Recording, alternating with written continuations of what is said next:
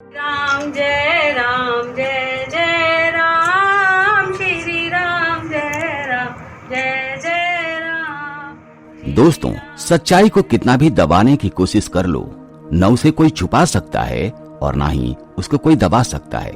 किसी न किसी दिन सच सामने आ ही जाता है। दोस्तों, आज हम बात करने वाले हैं इस्लाम धर्म के बारे में, जो कभी अनादिकाल से था ही नहीं, जिसका नामो निशान नहीं था। सारे संसार में एक ही शाश्वत धर्म था, वो था हमारा सनातन धर्म। आज हम बात करने वाले हैं इस्लाम धर्म के प्रवर्तक पैगंबर मोहम्मद के बारे में, जो कभी सनातनी थे। दोस्तों, ये बात सिर्फ हमारे पुस्तक में ही नहीं बताया गया, बल्कि ये बात दूसरे धर्म के पुस्तक में भी बताया गया है।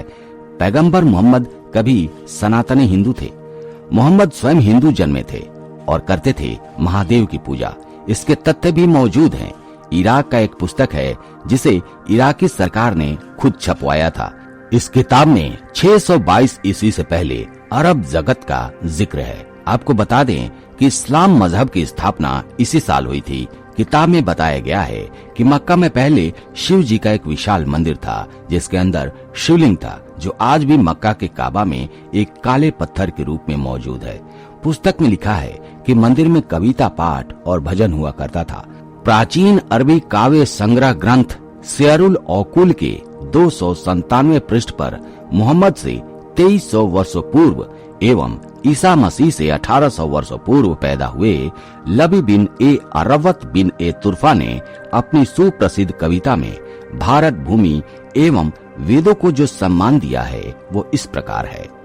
आया मुबारकल अरज मुयशा नोहा मीनार हिंदे व अकार अल्लाह मजो नजय जिकरतुन, अर्थात हे भारत की पुण्य भूमि मीनार हिंदे, तू धन्य है, क्योंकि ईश्वर ने अपने ज्ञान के लिए तुझको चुना है।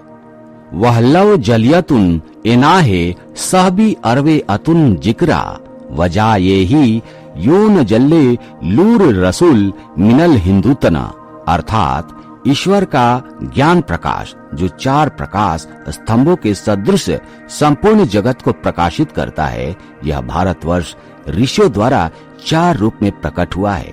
यकूल नल्लाह या अहलल अरज आलमीन फुल्लहुम फते बेउ जिकरतुल वेद हुकुम मालला योन जयलतुन, अर्थात और परमात्मा समस्त संसार के मनुष्यों को आज्ञा देता है कि वेद जो मेरे ज्ञान है, इनके अनुसार आचरण करो। वहोबा आल मुस्साम वल यजुर मिन लाहे तनजीलन फये नोमाया आरिवियो मुत्तवयन यो व सिरियो यो न जानू तू, अर्थात वह ज्ञान के भंडार साम और यजुर हैं, जो ईश्वर ने प्रदान किए हैं। इसलिए हे मेरे भाइयों, इसको मानो, क्योंकि ये हमें मोक्ष का मार्ग प्रदान करते हैं। जाइस नैन हुमारिक अतर नसे हिन का आहुआतून व असनतान अलाउ उड़ न होवा मश ए रतून, अर्थात 2 उनमें से ऋक अतर ऋग्वेद अर्थवेद, जो हमें भाईचारा की शिक्षा देते हैं, और जो इनकी शरण में आया है वो कभी अंधकार को प्राप्त नहीं होता। इस्लाम मजहब के प्रवर्तक मोहम्मद स्वयं भी वैदिक परिवार में हिंदू के रूप में जन्मे थे, और जब उन्होंने अपने हिंदू परिवार की परंपरा और वंश से संबंध तोड़ने और स्वयं को पैगंबर घोषित करना निश्चित किया, तब संयुक्त हिंदू परिवार छिन्न भिन्न हो गया और काबा में स्थित महाकाय शिवलिंग, जिसे संगे अस्वद कहा जाता है, उसका रक्षार्थ करते हुए युद्ध में पैगंबर मोहम्मद के चाचा उमर बिन ए हशाम को भी अपने प्राण गंवाने पड़े थे। उमर बिन ए हशाम का अरब में एवं केंद्र बाबा मक्का में इतना अधिक सम्मान होता था कि संपूर्ण अरबी समाज, जो कि महान शिव के भक्त थे एवं वेदों के उत्सुक गायक थे तथा हिंदू देवी देवताओं के अन्य उपासक थे, उन्हें अबुल हाकम अर्थात ज्ञान का पिता कहते थे। बाद में मोहम्मद के नए संप्रदाय ने उन्हें ईर्ष्यावश अबुल जिहाल मतलब अज्ञान का पिता कहकर उनकी निंदा की। जब मोहम्मद ने मक्का पर आक्रमण किया, उस समय वहां बृहस्पति, मंगल, अश्वनी कुमार, गरुड़, नरसिंह की मूर्तियां प्रतिष्ठित थी। साथ ही एक मूर्ति वहां विश्व विजेता महाराजा बलि की भी थी और दानी होने की प्रसिद्धि से उनका एक हाथ सोने का बना हुआ था। होलुल के नाम से अभिहित यह मूर्ति वहां इब्राहिम और इस्माइल की मूर्तियों के बराबर में रखी थी। मोहम्मद ने उन सब मूर्तियों को तोड़कर वहां बने हुए कुएं में फेंक दिया था, किंतु तोड़े गए शिवलिंग का एक टुकड़ा आज भी काबा में सम्मान पूर्वक न केवल प्रतिष्ठित है, वरन हज करने वाले मुसलमान उस काले पत्थर को संगे अस्वद को आदर मान देते हुए उसे चूमते हैं, जबकि इस्लाम में मूर्ति पूजा या अल्लाह के अलावा किसी की भी स्तुति हराम है। प्राचीन अरबों ने सिंध को सिंध ही कहा था। भारत वर्ष के अन्य प्रदेशों को हिंद निश्चित किया था। सिंध से हिंद होने की बात बहुत ही अवैज्ञानिक है। इस्लाम मत के प्रवर्तक मोहम्मद के पैदा होने से 2300 वर्ष पूर्व यानी लगभग 1800 ईसा पूर्व भी अरब में हिंद एवं हिंदू शब्द का व्यवहार ज्यों का त्यों आज की तरह ही प्रयुक्त था।